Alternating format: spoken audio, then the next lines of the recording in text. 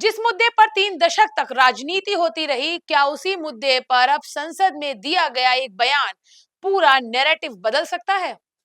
क्या 1990 की अयोध्या कार सेवक गोलीकांड की बहस फिर से केंद्र में आने वाली है? नमस्कार, मैं हूं श्रुति गुप्ता और आप देख रहे हैं द हो हल्ला।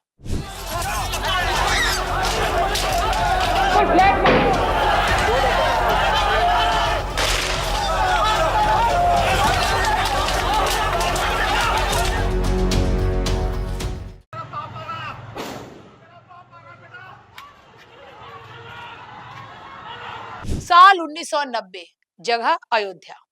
कार सेवकों पर पुलिस फायरिंग हुई। उस समय उत्तर प्रदेश के मुख्यमंत्री मुलायम सिंह यादव थे। भाजपा ने सालों तक आरोप लगाया कि कार सेवकों पर गोली चलाने का फैसला तत्कालीन सरकार की राजनीतिक जिम्मेदारी थी, जबकि समाजवादी पार्टी का पक्ष कह रहा कि कानून व्यवस्था बनाए रखने के लिए प्रशासन ने वो सारी कार्रवाई की थी।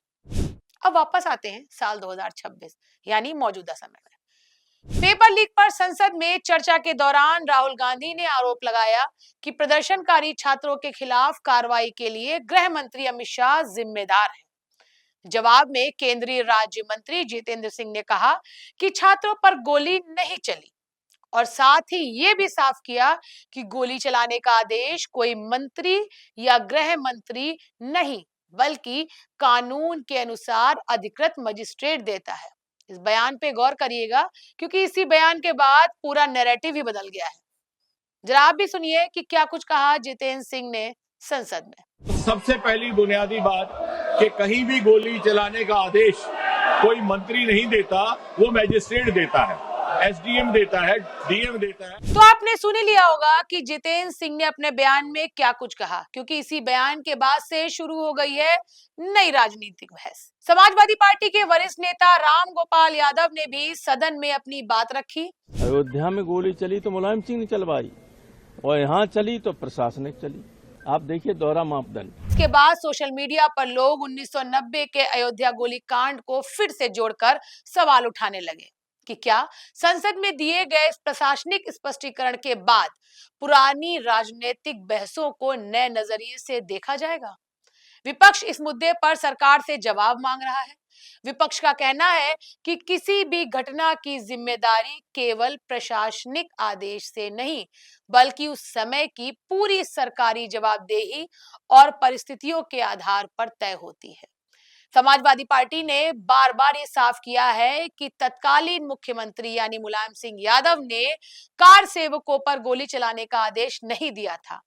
और आज इस पूरे बयान के बाद एक बार फिर समाजवादी पार्टी अपना जवाब दे रही है। आप भी सुनिए।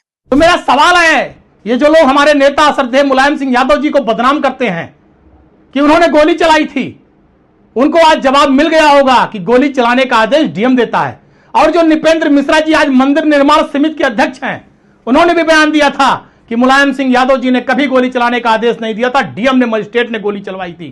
तो अंधभक्तों, हमारा आपसे निवेदन है कि समाजवादी पार्टी और श्रद्धेय नेताजी को बदनाम करना बंद करिए। जैसा बयान आपके नेता, आपके पार्टी के केंद्रीय मंत्री दे रहे हैं, उसका अनुसरण करिए और जानिए कि अयोध्या में गोली चलवाने का काम मजिस्ट्रेट और डीएम ने किया था, किसी मुख्यमंत्री के या नेता के कहने पर नहीं हुआ था। तो आपने सुना पवन पांडे ने क्या कुछ कहा। हालांकि दूसरी तरफ यह भी तर्क दिया जा रहा है कि कानूनी प्रक्रिया और राजनीतिक जवाबदेही दो अलग अलग बातें हैं। फायरिंग की औपचारिक आदेश किसी अधिकारी ने दिया और किसी घटना की राजनीतिक जिम्मेदारी किसकी मानी जाए, ये अलग अलग प्रश्न है। ऐसे में अब सबसे बड़ा सवाल है कि क्या संसद में दिया गया ये बयान 30 साल पुराने राजनीतिक नैरेटिव को बदल देगा या फिर ये बहस भी आरोप और प्रत्यारोप तक ही सीमित रह जाएगी। इस पूरे मामले पे अपनी राय हमें कमेंट बॉक्स में जरूर बताएं। क्या इतिहास को नए सिरे से पढ़ने की जरूरत है या राजनीतिक जिम्मेदारी का सवाल अपनी जगह कायम है?